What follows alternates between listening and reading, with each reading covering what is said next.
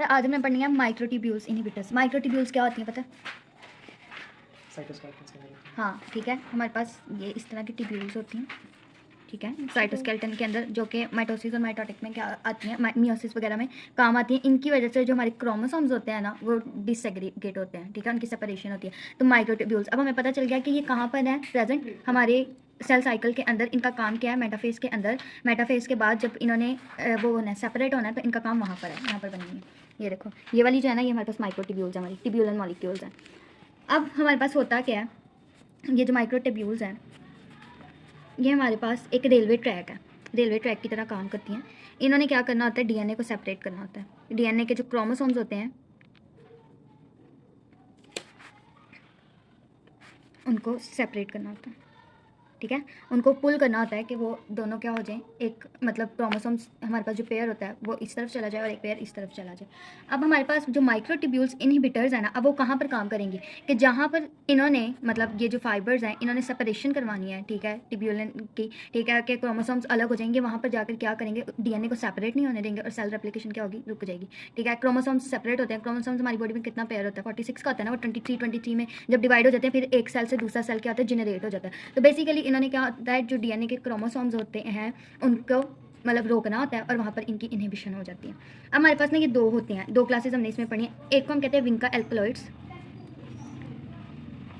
अब इसको हम विनका एल्कलॉइड्स क्यों कहते हैं? विनका एल्कलॉइड्स इसके लिए कहते हैं, एक पेरिविंकल प्लांट होता है जिससे ये एक्सट्रैक्ट की जाती हैं। आप लोगों ने प्लांट देखे होंगे जिसके ऊपर ना पिंक कलर के फ्लावर्स लगते हैं, वो मतलब फ्लावर इस शेप का होता है, इस तरह करके ना, मतलब पिंक कलर का, बहुत कॉमन है वो फ्लावर्स ना। तो उससे ये इसकी एक्सक्रीशन होती है, इसको इसलिए हम इनको क्या कहते हैं, विनका एल्कलॉइड्स। इसमें दो तरह की ड्रग्स आती हैं, एक हमारे पास विनक्रिस्टिन है और एक विनब्लास्टिन है, और ये दोनों ही मोस्ट इंपॉर्टेंट ड्रग्स हैं इस चैप्टर में से। अगर आपको माइक्रोट्यूब्यूल्स में से आएंगी ना, तो ये वाली दो ड्रग, वो विनक्रिस्टिन या विनब्लास्टिन, दोनों में से एक के बारे में पूछ सकते हैं। और इस ड्रग को हम वो प्लांट को कहते हैं विनका रोजेई का मतलब क्लास है ये, ठीक है, बुक में लिखा हुआ है आपके पास कि ये कहाँ से एक्सट्रैक्ट किया जाता है, कि विनका रोजेई है, ठीक है, जिसे हम पेरिविंकल प्लांट कहते हैं, ये यहाँ से लिया जाता है।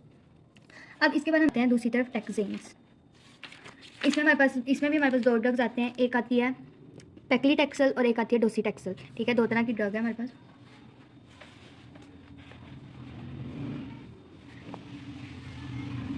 डोसीटेक्स। अब आइडिया हो गया कि हम लोगों ने क्या पढ़ना है, विनका एल्कलॉइड्स और टेक्सेन्स, ठीक है। दोनों का काम जो है ना, एक ही जगह पे डिफरेंस है। दोनों ने क्या करना है, माइक्रोट्यूब्यूल्स पर जाकर एक्ट करना है, इनहिबिशन करानी है। लेकिन कैसे? एक क्या करता है, इसको सेपरेट होने से रोकता है, मतलब एक जो इसकी पॉलीमराइजेशन है ना, उसको होने से क्या करता है, रोकता है कि ये इस फॉर्म में रहें, ठीक है, और इसके ये वाली फॉर्म ना आए, ठीक है। एक पॉलीमराइजेशन को इनहिबिट करता है और एक डीपॉलीमराइजेशन को। यानी ये क्या करता है कि अब ये इस फॉर्म में है, ये एक ही जगह फ्रीज हो जाए। याद रखना, वी फॉर वैनिश, ठीक है, कि जो चीज़ है मतलब ओरिजिनल चीज़ है उसको वैनिश कर देता है, ये पॉलीमराइज होने से रोकता है, यानी इसको ज़रात में तब्दील कर देता है। और टी फॉर टाई, ठीक है, कि ये क्या करता है कि जहाँ वो आपस में बाइंड हुई है ना, वहाँ पे उसको टाई कर देता है, फ्रीज कर देता है, रोक देता है, ठीक है। ये है इन दोनों का फर्क, लेकिन मैकेनिज्म ऑफ एक्शन दोनों का सेम है। दोनों की दोनों सेल साइकिल स्पेसिफिक है, एम फेज में काम करती हैं, यानी मेटाफेज में काम करती हैं, मेटाफेज में एक्ट करती हैं। अब इसके हम मैकेनिज्म ऑफ एक्शन की पहले बात करते हैं विनका एल्कलॉइड्स के। इसका मैकेनिज्म ऑफ एक्शन करें तो एक ड्रग गई है, अब ये ना दोनों की स्ट्रक्चर सेम है, लेकिन जो इनका थेराप्यूटिक इफेक्ट है ना, वो थोड़ा सा डिफरेंट है, कि इनको हम चाइल्डहुड के उसमें करते हैं, और ये जो है ये टेस्टिकुलर कैंसर वगैरह में यूज़ होती है। तो यहाँ पर बुक में भी लिखा हुआ है कि इनका ये जो स्ट्रक्चरली रिलेटेड है एक दूसरे से, लेकिन जो इनका थेराप्यूटिक इंडिकेशन है ना, वो डिफरेंट है, ठीक है, एक दूसरे से, सिर्फ यही इनका दोनों का है। अब समझ लो कि दोनों विनका एल्कलॉइड्स हैं, ये बॉडी में आई हैं, इन्होंने क्या किया, टिब्यूलिन के साथ बाइंडिंग की है, ठीक है, बीटा टिब्यूलिन के साथ बाइंडिंग की है। बाइंडिंग करने के बाद इन्होंने पॉलीमराइजेशन को इनहिबिट कर दिया, पॉलीमराइज नहीं होने दिया। जब पॉलीमराइजेशन नहीं होगी तो हमारे पास क्या होगा, स्पिंडल फाइबर नहीं बनेंगे, ठीक है, स्पिंडल फाइबर की फॉर्मेशन नहीं होगी। जब स्पिंडल फाइबर की फॉर्मेशन नहीं होगी तो खुद ब खुद जो माइटोसिस का प्रोसेस है वो क्या हो जाएगा, ब्लॉक हो जाएगा, एपोप्टोसिस हो जाएगी, यानी सेल डेथ हो जाएगी, सेल डेथ हो जाएगी। ठीक हो गया, समझ आ गई? अब हम इसको यहाँ से समझते हैं।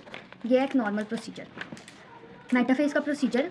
ये हमारे पास क्रोमोसोम्स हैं, अब क्रोमोसोम्स की साइड पे ये जो थ्रेड्स नज़र आ रहे हैं ना, ये थ्रेड्स हैं, टिब्यूलिन, ठीक है।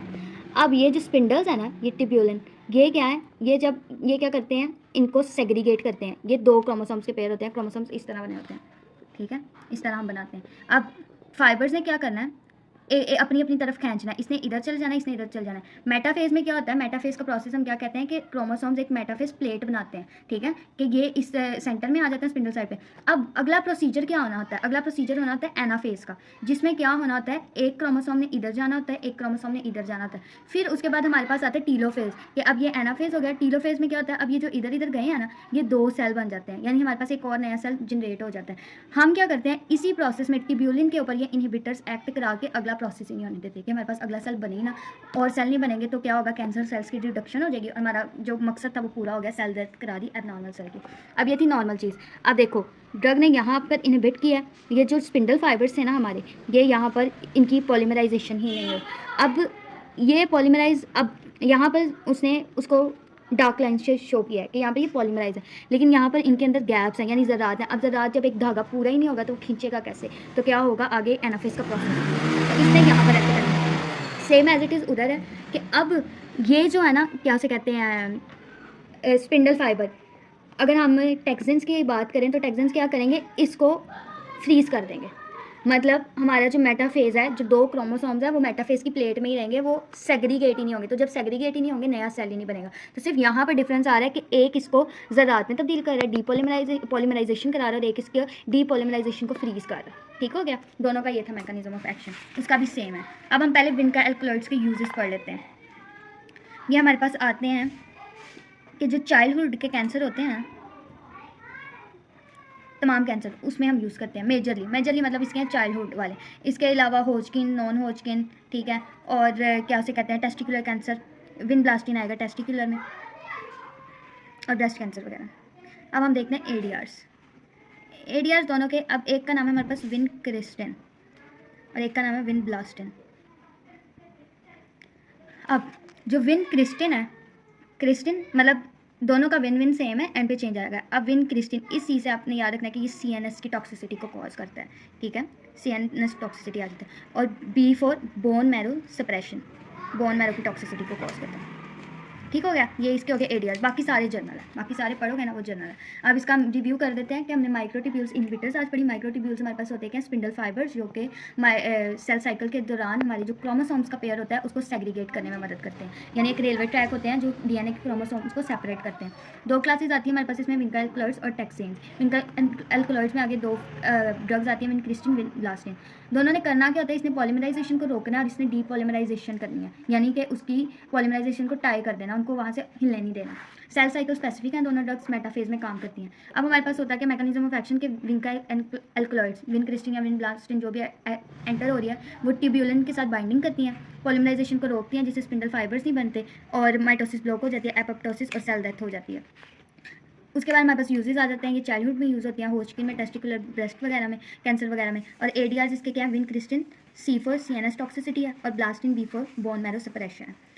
उसके बाद हमारे पास आ जाते हैं दूसरी क्लास जो हमने पढ़ी थी। दूसरी क्लास हमारे पास आती है टेक्सेन्स की, जिसमें आती है पैक्लीटेक्सल और डोसीटेक्सल। इसमें क्या होता है, टेक्सेन्स ने बॉडी सेल के अंदर जाना है, उसने भी बीटा ट्यूब्यूलिन के साथ ही बाइंडिंग करनी है, लेकिन करना क्या है, उसको फ्रीज कर देना है माइटोटिक स्पिंडल को, ताकि जो क्रोमोसोम है वो वहीं अपनी जगह स्टक रहे, वहाँ से हिले ना और अगला सेल ना बने, ठीक है, मेटाफेज में रहे और एपोप्टोसिस हो जाए।